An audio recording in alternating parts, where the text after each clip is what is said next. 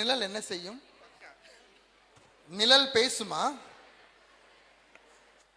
இந்நிழல் நம்மோடு சில ரகசியங்கள் பேச போகிறது. கேட்கலாம். கவிதை. நான் யார் தெரியுமா? மழை மாத மாலை நேரம், ஓயாது ஓடி வரும் அலையோரம், குவிந்து கிடந்த கற்களுக்கு நடுவே அந்த கண்டு கொள்ளாத கடைசி கல் அதை கண்டு எடுத்த இந்த காரணவாதியோடு தன் பயணம் பற்றி பேசுகிறது. கற்கள் எப்போதும் பேசாது தானே? ஆனால் நீ எப்படி? சரிதான். ஆனால் ஒதுக்கி வைத்த கற்களின் சார்பில் ஒரு முறை கல்லாவது பேசட்டுமே.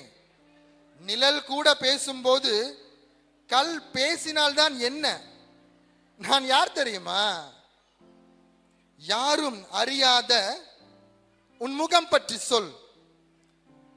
மங்கிய திரி நானே, விரும்பாத முகம் நானே, இருந்தாலும் உம்மிடம் வருவேனே, கடைந்தாலும் சுவையாவேன், கரைந்தாலும் இனிப்பாவேன், கலங்கரை கை பிடித்தேனே, இனி கலங்காது கடப்பேனே, நிறைந்தாலும் நிறுத்தேனே, இனி எக்காலமும் இருப்பேனே.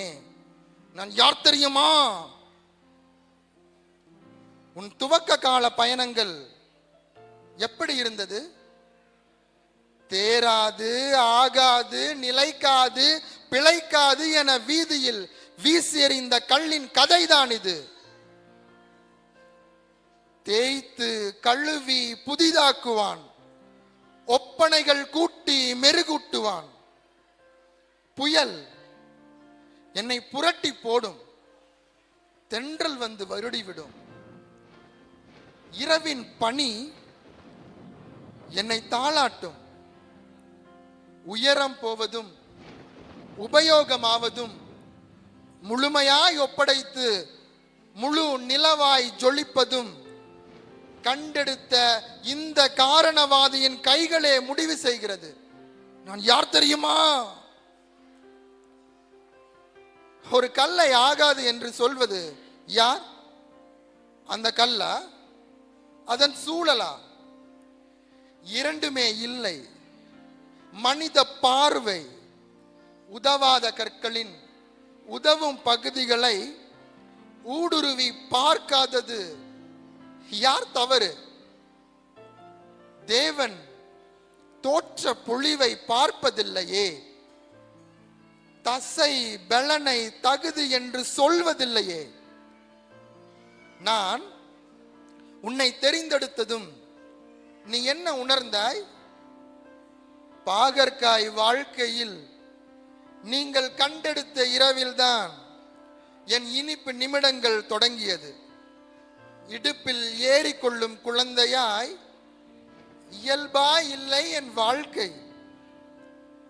நெருப்பில் தூவிய விதையானேன், நெருப்பை பொசுக்கியே வளர்ந்தேனே. நான் யார் தெரியுமா? சொல், நீ யார்? உன் எதிர்கால திட்டம் என்ன?